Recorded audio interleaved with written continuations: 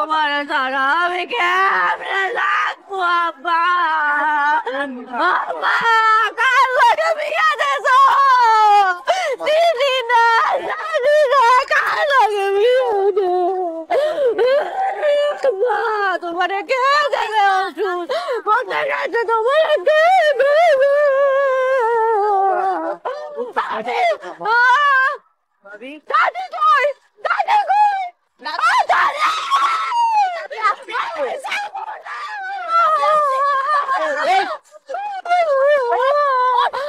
দাদি, ও দাদি, আমি তোমাকে কেমনে থাকবো? আমি যাবো না, আমি যাবো না, দাদি যাবো না।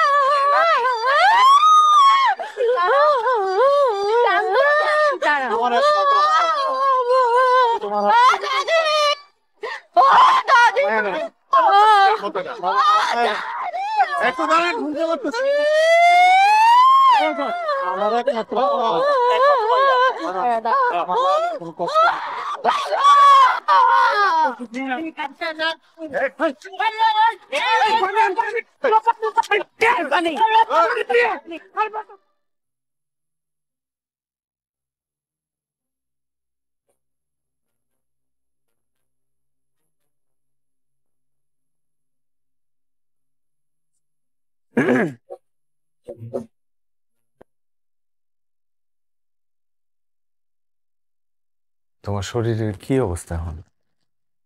ভালো? এই নাও একটু দুধটা খেয়ে। আপনি আমার কাছে আসবেন না তো। কাছে আমার আপনার সাথে কিছু কথা আছে। হ্যাঁ, কথা তো শুনবই। আজকে সারা রাত গল্প করবো। এই নাও আগে দুধটা খেয়ে নাও। আমি দুধ খাবো না।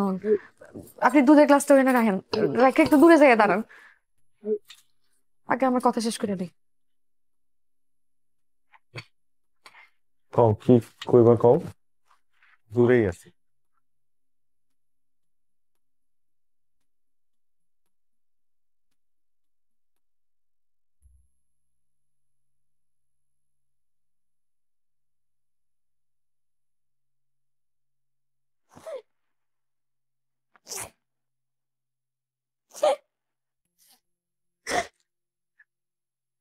দেখো আমি বুঝতেছি বিয়ের সাথে একটা অনেক বড় ব্যাপার।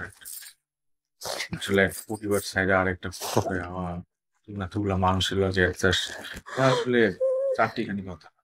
তুমি পারছো, তোমার বাবা দিয়ে প্লিজ আপনি আমার ধরেন না তো। আপনারা কইছি একটু দূরে যেয়ে দাঁড়াইতে।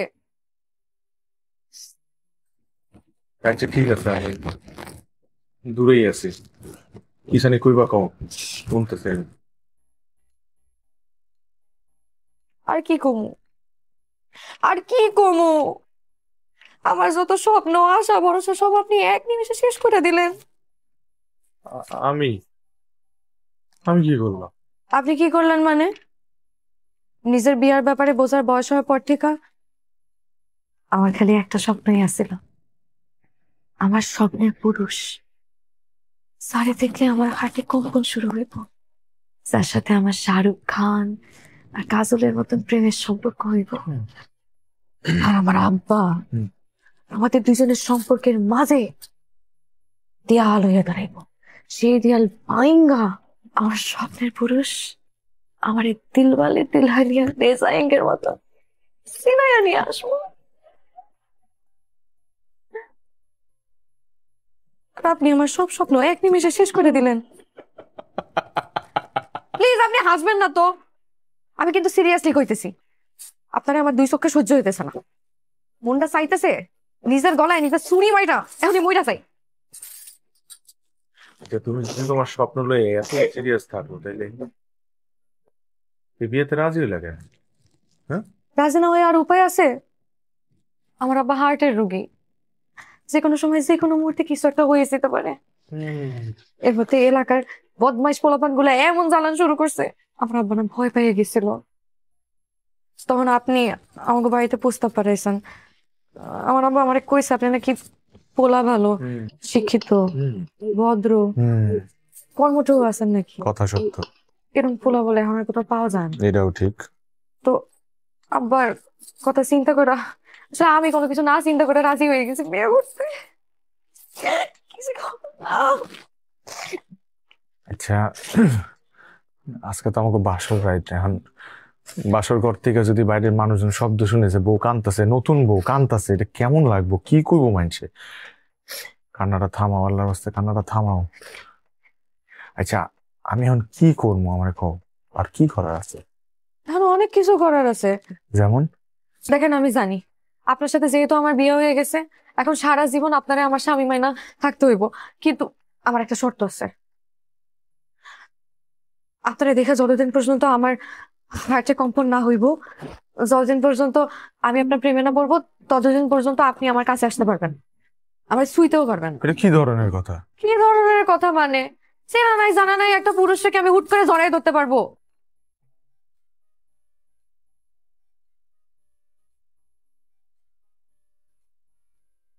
ঠিক আছে, তাইলে আর কি, কথা তো শেষ। তাহলে কি আমি রুম দিয়ে বাইরে যাবো?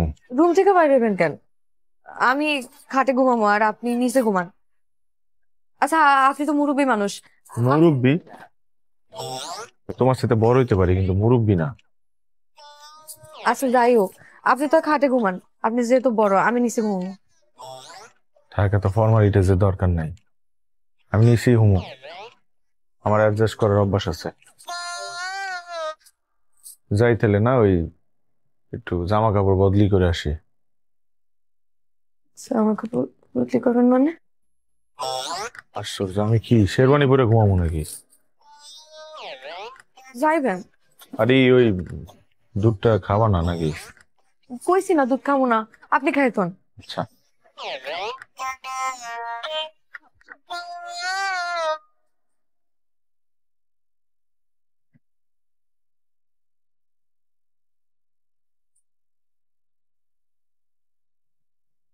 কি ব্যাপার, বই আছো কেন? বইয়া পড়ো। আপনি আগে ঘুমান, এরপর আমি ঘুমাবো। আমি আমার মতো ঘুমাইতেছি, তুমি তোমার মতো ঘুমাও। আমি আগে ঘুমাই, এরপর আপনি আমারে। কি? না, কিছু না, আপনি ঘুমান। আপনি ঘুমাইছেন কিনা এটা নিশ্চিত হয়ে এরপর আমি ঘুমাবো।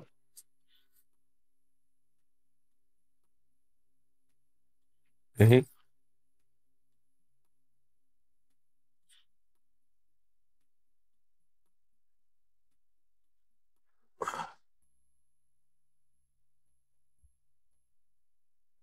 আচ্ছা, আপনি নাক ডাকেন? হুম? নাক? নিজের নাক ডাকনের আওয়াজ তো কোনো শুনি নেই। তাই আমার রুমমেটরা কইছিল আমি নাকি ডাকি, ওরা নিশ্চিত করছে। আবার কি হলো? না, আপনি ঘুমাইছেন কিনা ওটা বুঝতে সহজে।